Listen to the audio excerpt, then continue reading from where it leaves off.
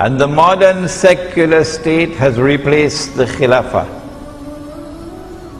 And all of mankind, illa masha'Allah, have pledged their allegiance to the modern secular state, loyal to the modern secular state and to its constitution. And as a consequence have said goodbye to Allah and to the Khilafah.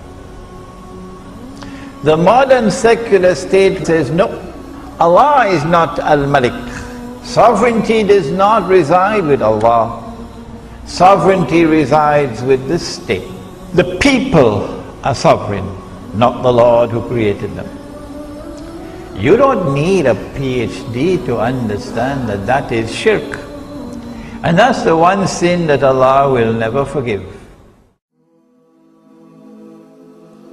Mr. Cameron, this week you went to Indonesia and gave one of the most hypocritical and dishonest speeches I have ever heard in my life.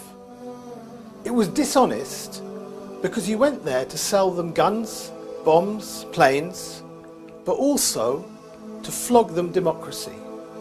To sell it like a second-hand car salesman sells a faulty car.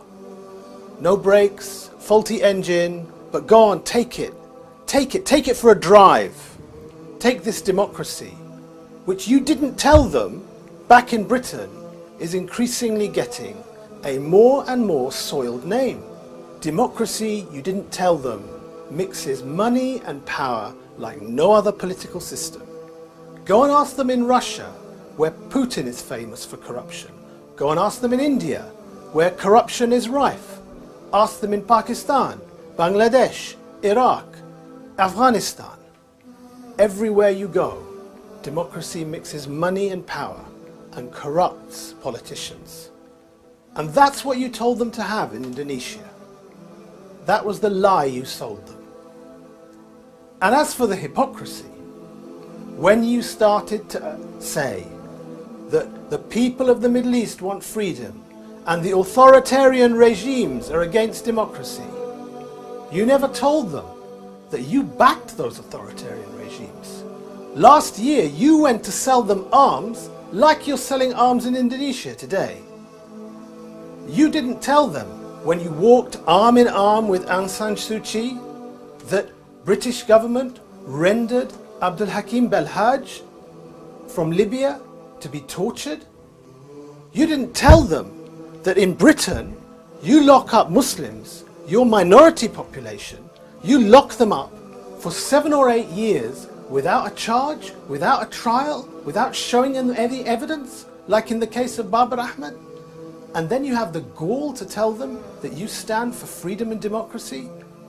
People don't listen to your words, they watch your actions. Islam protects minorities. Islam protects the rule of law. Islam obliges them to account the ruler. Islam does all of this in the Khilafah system. And they know you back the regimes in Bahrain, in Saudi Arabia, all over the world that crush the people who try to re-establish this Islam through peaceful means. And they know you do this because you fear the day that Islam is established in the Khilafah, because you will lose control over the resources of the Muslim world that you crave after so much. And that's why one day, inshallah ta'ala, you will see the inevitable re-establishment of the caliphate in the Muslim world.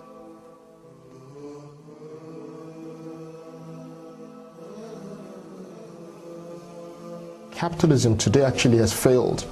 Look at the global financial crisis. So what is the alternative? We've tried everything in the Muslim world. I think Muslims are very clear nowadays that Saudi Arabia really is far from an example of the implementation of Allah's Sharia. It is not the caliphate, it's not the Khilafah. It's a kingship, it's a monarchy, which we don't have. This was created by the British. And so today, Saudi Arabia and Pakistan and Sudan, these governments have been exposed that they pay lip service to the Sharia. And actually to enter in the Muslim world, people think if there is a ruler who cares only about Islam, he will send the army to defend the people of Gaza, which the Saudi government never did. He will use this huge wealth, this huge oil resource for the Ummah, so that Somalia down the road, where our brothers and sisters are starving, will be catered for. This is what the Khilafah did and would do, and this is something that all the so-called states today actually failed to do. To re-establish the Caliphate is an Islamic obligation. Allah subhanahu wa ta'ala describes in the Quran very clearly that it is a duty for Muslim societies to be governed by the Sharia of Allah. It was not revealed for Muslims to put on a shelf. And that's why the call for the Caliphate has always been a clearly understood obligation. What is the Khilafah state? The Khilafah state is a state established for the first time by Nabi Dawood alayhi salam in the Holy Land, the holy state of Israel, restored in Medina by Nabi Muhammad alayhi salatu wasalam. The Khilafah state is a state which recognizes Allah subhanahu wa ta'ala as Al-Malik, as the king. Whereas in political terminology, it should be translated as a sovereign. So sovereignty in the Khilafah state resides with Allah. The modern secular state says no. No. Allah is not Al-Malik. Sovereignty resides with the state. The people are sovereign, not the Lord who created them. You don't need a PhD to understand that that is shirk. And that's the one sin that Allah will never forgive. It's a wake-up call for us to make tawbah before it's too late. The Khilafah state recognizes Allah's authority as supreme.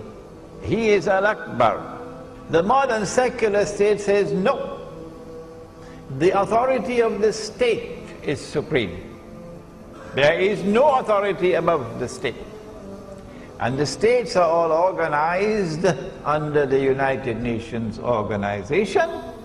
And the authority of the Security Council of the United Nations is Al-Akbar, not Allah.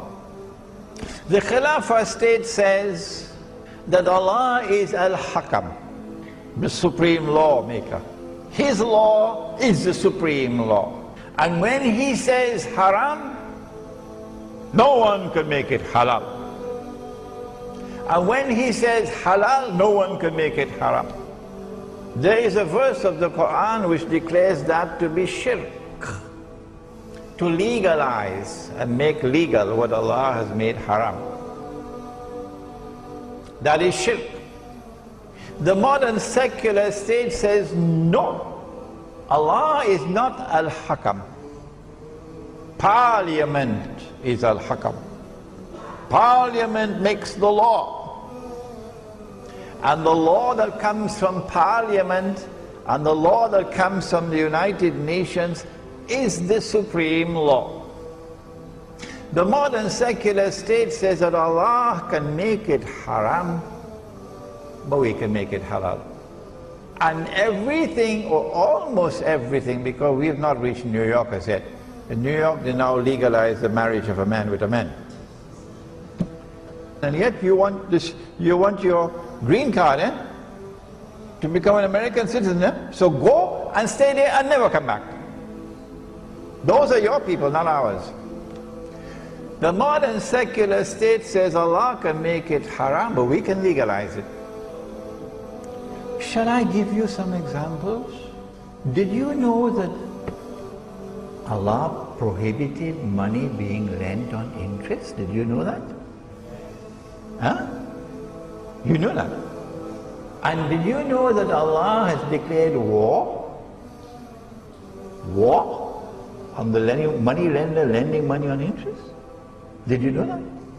And did you know that Nabi Muhammad alayhi salatu wasalam has cursed all four and declared that they are all equally guilty? The one who takes riba, the one who gives riba, the one who records the transaction, and the two witnesses.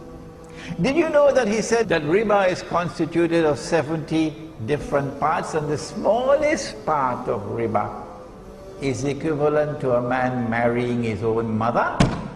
And do you know what the modern secular state has done? Even in Saudi Arabia, all around the world, they've made it halal. Don't believe me? There's something called a bank outside there in Subang Jaya. Go and ask them whether they lend money on interest. I can go on and on and on and on. This is a substitute for the Khilafah.